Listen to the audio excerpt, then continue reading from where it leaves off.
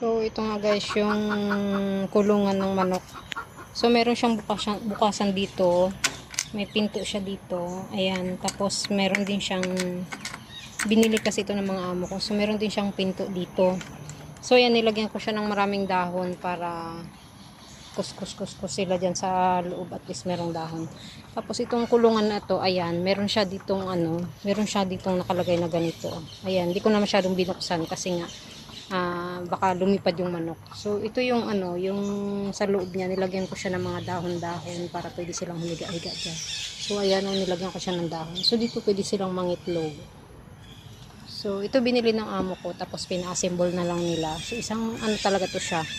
Parang set na siya na binili, tapos nag-ano na lang siya, inassemble na lang ng mga tao na pumunta dito. So ayan, maganda siya. So tignan niyo. Tapos dito naman, para kung halimbawa